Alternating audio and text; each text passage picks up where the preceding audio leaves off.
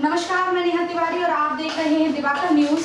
रुख करते हैं आज की बड़ी खबर की तरफ। पत्रकार वार्ता में विधायक ने कहा कि कोविड अस्पताल जो मध्य प्रदेश शासन की मंशा के अनुसार तेजी के साथ बन रहा है, उस अस्पताल के बारे में कांग्रेसी अनर्गल प्रचार कर रहे हैं। कांग्रेस का आरोप है कि इस अस्पताल के बनने से कोरोना और फैलेगा। इसके साथ ही चौबे द्वारा यह कहा गया है कि जो ऑक्सीजन यहां पर मरीजों को दी जाएगी वह मेडिकल ऑक्सीजन नहीं है। विधायक ने यह भी बताया कि सभी मानदंडों पर ऑक्सीजन की जांच हो चुकी है और जो ऑक्सीजन दी जाएगी वह मेडिकल ऑक्सीजन ही होगी।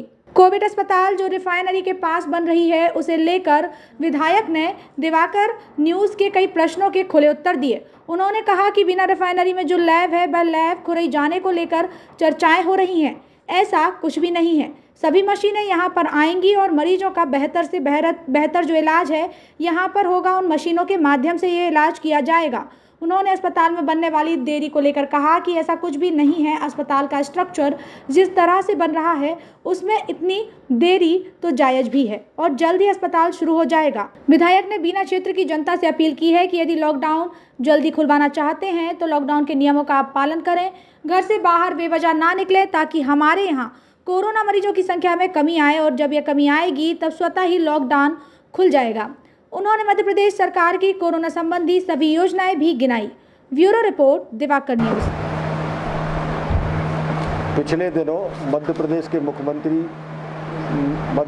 पूर्व मुख्यमंत्री और प्रदेश अध्यक्ष कमलनाथ जी के द्वारा एक स्टेटमेंट मीडिया को दिया गया था, जिसमें उनने भारतीय जनता पार्टी और मध्य प्रदेश की सरकार पर आरोप लगाया था कि जो मध्य प्रदेश में जो कोरोना फैला है उसकी देन भारतीय जनता पार्टी और मध्य प्रदेश की सरकार है।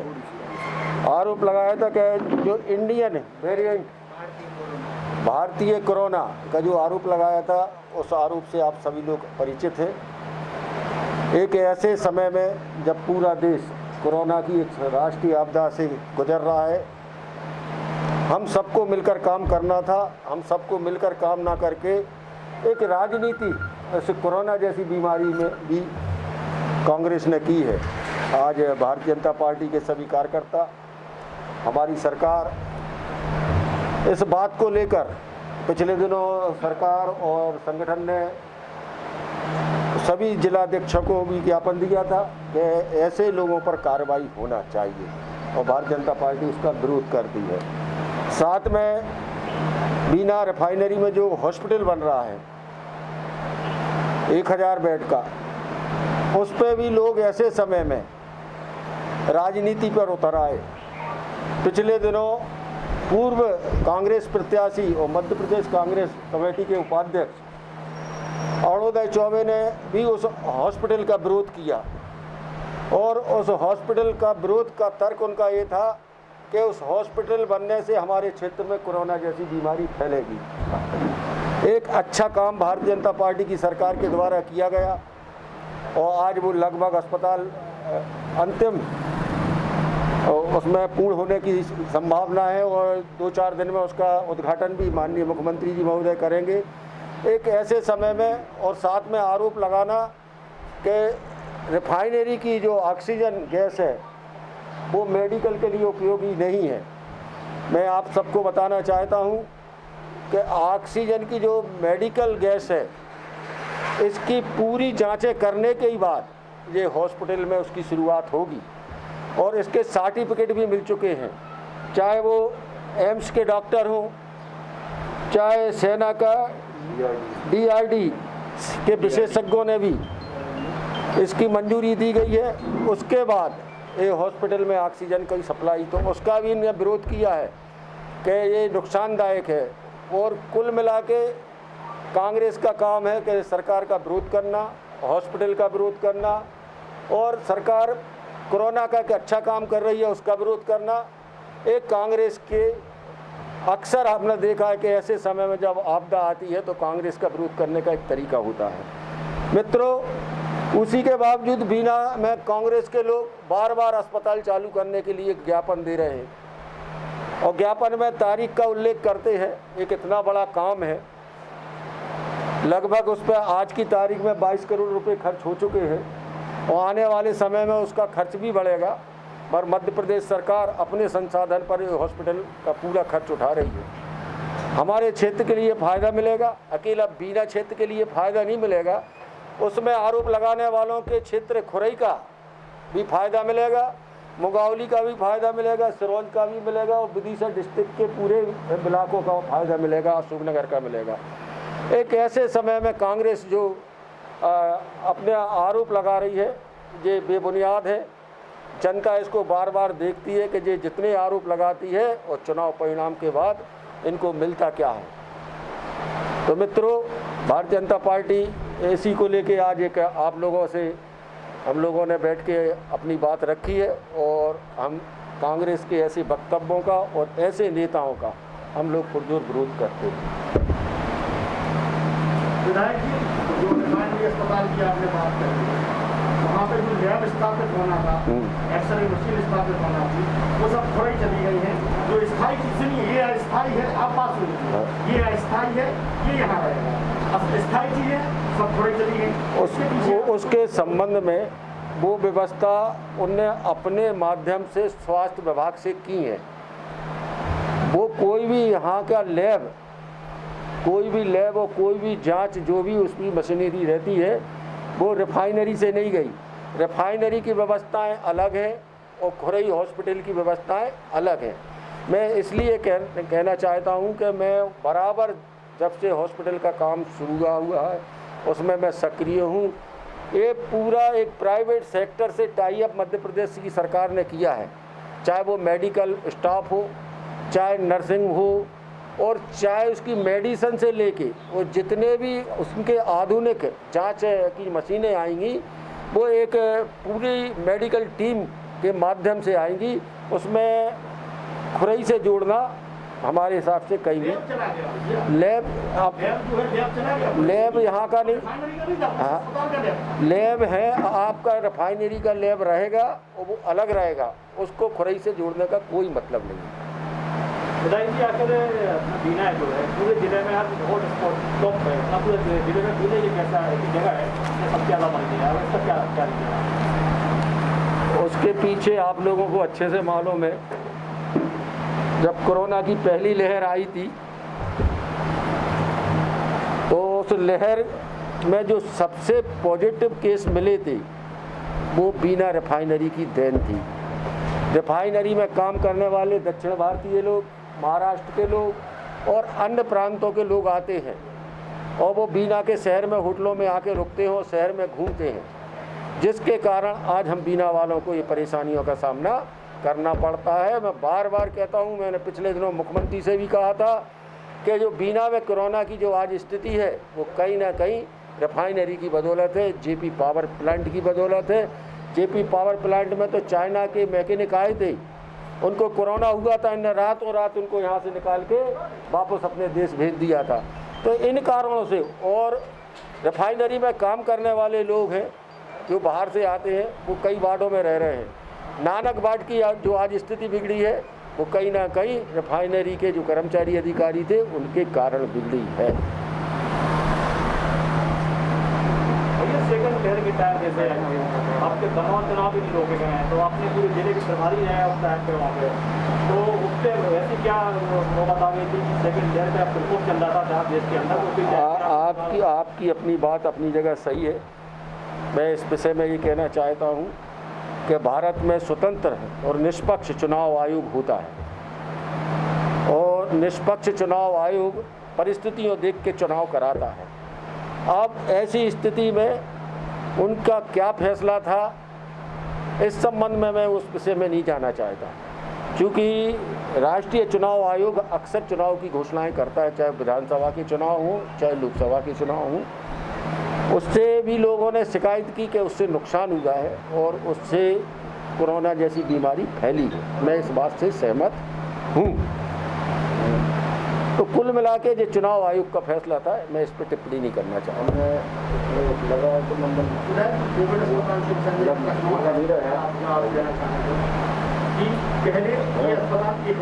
हाँ फिर जब प्रधान किया जो 500 बेड का हो गया, उसके बाद फिर ये 200 बेड का कर दिया गया। इसमें भी अभी केवल 180 बेड का पूरा कंप्लीट हुआ है, 230 बेड का बताइए। राजेश जी, आप मेरे साथ गए थे कलेक्टर से, आपने इस संबंध में बातचीत की थी, मैं स्वयं था। सबसे पहले जब 1000 हॉस्पिटल की बात चली थी तो मैंने कहा था 1000 बेड बहुत होते हैं और उसमें समय लगेगा।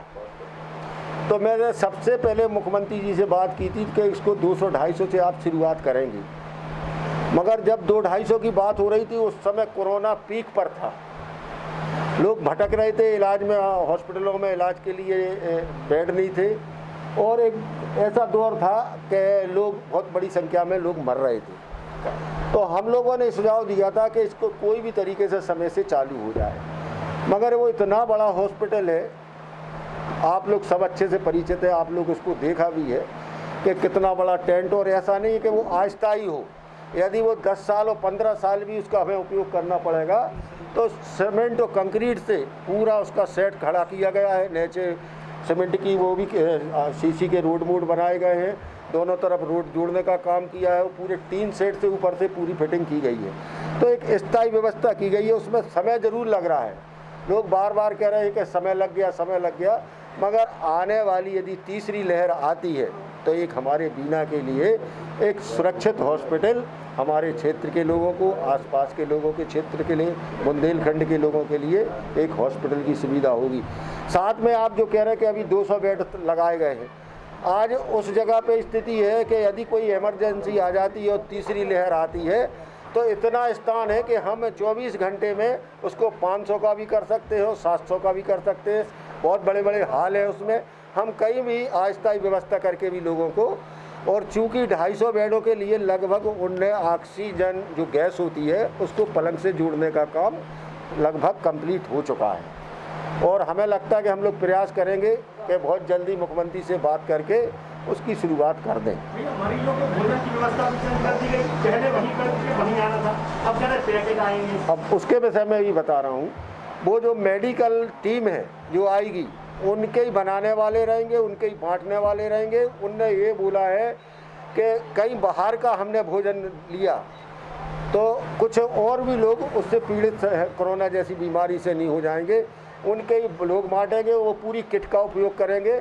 तो वो पूरा खाना से लेके इलाज तक, और इलाज की भी स्थिति ये है कि बेहतरीन इलाज होगा, सेम जैसे भोपाल एम्स में आपको इलाज मिलता है कोई अच्छे हॉस्पिटल में, वो इलाज की पूरी सुविधा इसमें रहेगी, इमरजेंसी वार्ड भी रहेंगे, सब व्यवस्था की जा रही है।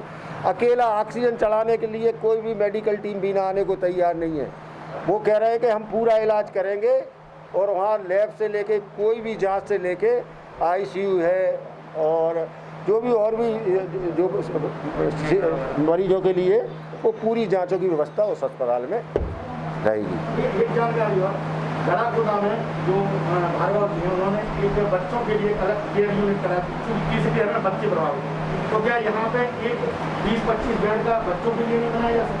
ऐसा पिछले दिनों मुख्यमंत्री जी ने जो सागर में कलेक्टर की बैठक ली थी उसमें उन्होंने कहा था कि 50 बेड का हॉस्पिटल हम इसमें तैयार करो आप लोग है, और जैसे जे काम पूरा होता है उसके बाद हमारा प्रयास रहेगा, और हम भी प्रयास रहेंगे क्षेत्रीय विधायक होने के नाते, तो 50 बेड का बच्चों का हॉस्पिटल बन जाएगा, तो साथ में उन बच्चों को भी अच्छा इलाज मिल सकेगा, ये हमारा प्रयास रहेगा। संभावित तारीख हम नहीं बता सकते, हम मुख्यमंत्री जी से बात करेंगे और बहुत जल्दी से जल्दी, क्योंकि कई प्रश्नों का जवाब और प्रश्न का सवाल हम लोगों को करना पड़ता है। हमारा प्रयास है कि हम बहुत जल्दी आपको तारीख भी देंगे, और हम प्रयास करेंगे कि अब तारीख आगे ना बढ़े, नए लोग डायलॉग बोलने लगे कि तारीख नहीं बता रहे हैं, तो हम बहुत जल्दी आपको वो तारीख बताएंगे जिस दिन आपका उद्घाटन हो जाएगा। इस कोरोना काल में मंत्रियों का दौरा जापानी को होटल को लेकर बहुत रहा है, लेकिन एक दिन किसी मंत्री ने या किसी अधिकारी ने सिविल अस्पताल का दौरा नहीं किया। कहाँ का सिविल अस्पताल, बीना सिविल अस्पताल।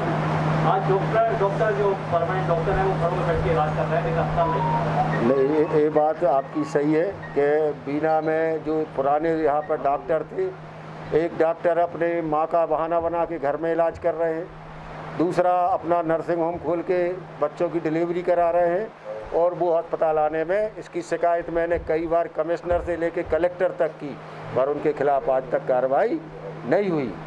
एक काम उनके खिलाफ में होना था, ऐसे कोरोना काल में वो अपना घर से काम कर रहे हैं, मगर कोरोना की बीमारी में गरीबों की मदद नहीं कर रहे हैं वो लोग। इस बात से मैं सहमत हूँ आपकी।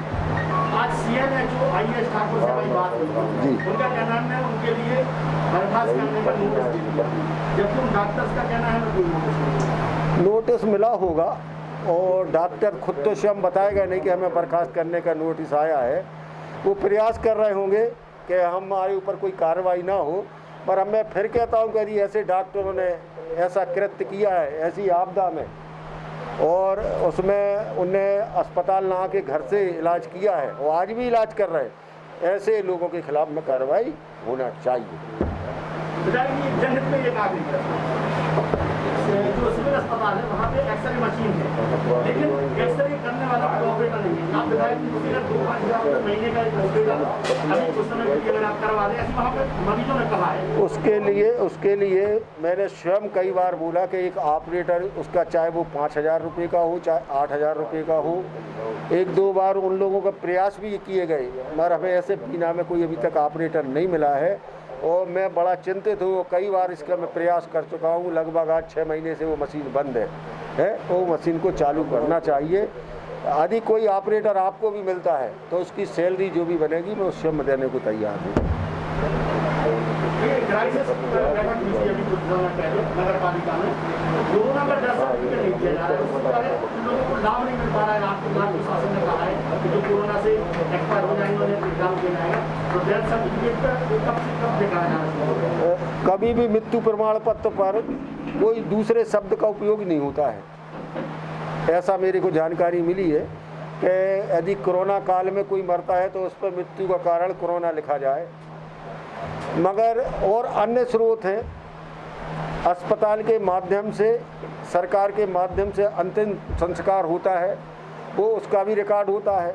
एक कोविड पर्ची भी होती है, वो भी एक रिकॉर्ड होता है। मगर इसके बावजूद भी मध्य प्रदेश के मुख्यमंत्री शिवराज जी ने कहा है कि कोरोना काल में इस तारीख से इस तारीख के बीच में जो भी मृत्युएं होंगी उनके परिवार के लोगों को वो 5,000 रुपये की जो एक पेंशन व्यवस्था की गई है, बच्चों को पढ़ाने की व्यवस्था की गई है, उनके लिए राशन की व्यवस्था की गई है, वो नियम इस नियम में आड़े नहीं आएगा, ऐसा उनने बोला है। 1 लाख रुपये और 1 लाख रुपये की उनको वो दिया जाएगा सहायता राशि के तौर पर। जिनकी रिपोर्ट पॉजिटिव होगी उनके लिए नेगेटिव होगी? उनने ये बोला है कि उसमें भी कोई भी सामान्य व्यक्ति की भी मौत हुई है, और वो जो दिनों में उन्होंने घोषणा की है अप्रैल से और मई की तारीख तक, लास्ट तक है, 30 तारीख बताई है, इस बीच में जैसे कोई भी मृत्यु होती है उसको उस दायरे में लिया जाएगा। 30 मार्च से रिपोर्ट अपनी जगह रहेगी, हाँ, मगर उसको भी माना जाए। कई लोग ऐसे थे कि घर में मर गए हैं, उनकी जांच नहीं हुई है और उनकी मृत्यु हो गई है, तो उनको भी सरकार प्रयास कर रही है कि उनको भी कुछ ना कुछ दिया जाए और सामने आ जाएगा। फिर कांग्रेस के नेता कहते रहते हैं कि अस्पताल बनाने में करोड़ों का बड़ा चढ़ा सकता है। कौन सी अस्पताल में? सिविल अस्पताल में तो करोड़ों का काम हो ही नहीं सकता है, वो गरीब अस्पताल है। जो अस्पताल बनी है ना, अभी यार आप लोग RTI लगा देना, और कोई जांच मिले, कहे भाई कोई मुद्दा मिले तो अपन किसी पे आरोप लगाओ कि भ्रष्टाचार कहाँ हुआ है। लोगों का काम है कहना, और अब तो लोग कहेंगे है? सरकार में बैठने हुए लोगों पर आरोप लगते हैं, और आखिरी में छोड़ो ये बेकार की बात है, इन बातों में क्या रखा है। आप तो जांच कराइएगा, RTI लगाइएगा, स्टेट गवर्नमेंट का मैटर है, RTI लागू है, कहाँ भ्रष्टाचार हुआ, उसके बाद आरोप लगाना ये फालतू की बात है। जब भी कांग्रेस में मध्य प्रदेश में अच्छे काम होते हैं, कांग्रेस का पेट दुखने लगता है, दर्द होने लगता है, और काफ़ी लंबे समय से परिणाम भी आप देख रहे हो। परिणाम ये देख रहे हैं कि सरकार जब भी चुनाव कराती है, कोई भी चुनाव हो, लोकसभा विधानसभा, भारतीय जनता पार्टी की सरकार बनती है, चाहे स्थानीय निकाय हो, ये लोग परेशान हो गए हैं, हार गए हैं, जनता इनको नकार चुकी है। ये डूबता जहाज है।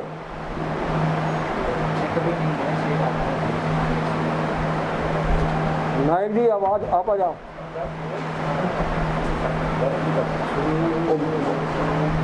क्राइसिस पे क्या बोल रहे थे? हाँ, मैं एक बात और जरा आप लोग सुन लें गौर से, क्योंकि आपके मीडिया के माध्यम से, प्रिंट मीडिया के माध्यम से आज आप और हमारे बीच में चर्चा हुई, विस्तार से हुई। मैं एक स्वयं अपनी तरफ से अपील करता हूं कि बीना विधानसभा क्षेत्र के लोगों से कि मेरी हाथ जोड़ के प्रार्थना है कि एक आपदा के समय में प्रशासन अपना काम करता है, पुलिस अपना काम करती है, स्वास्थ्यकर्मी अपने काम करते हैं। हम सबका भी एक अधिकार है कि ऐसे समय में अनुशासन का पालन करें, शासन के दिए हुए निर्देशों का पालन करें, मास्क का उपयोग करें।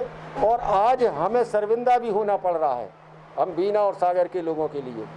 आज 45-46 जिले खुलने की उस स्थिति में हैं, 45-46 जिले खुलने की स्थिति में हैं और 1 तारीख के बाद खुलने की स्थिति में है। उनके खोलने की योजना सरकार ने बना ली है, मगर हम कहीं अपने खुद के कारण हमने जो अनुशासनहीनता की है, हमने जो नियमों का पालन नहीं किया, उसमें हम पिछड़ गए हैं। कहीं ऐसा ना हो कि हमें लंबा समय तक इसका सफ़र करना पड़े। कहीं 1 तारीख के बाद हमें और आगे कहीं यदि पॉजिटिव रिपोर्ट यदि सुधरती नहीं है तो आगे हमें कोरोना और इसको झेलना पड़ेगा, लॉकडाउन को। आपके यहाँ से सांसद प्रतिनिधि, विधायक प्रतिनिधि बनाए गए हैं, हर पार्टी बनाए गए हैं। हाँ, इनका काम क्या है? इनका काम अभी तक पूरा काम सरकार के लोग कर रहे थे।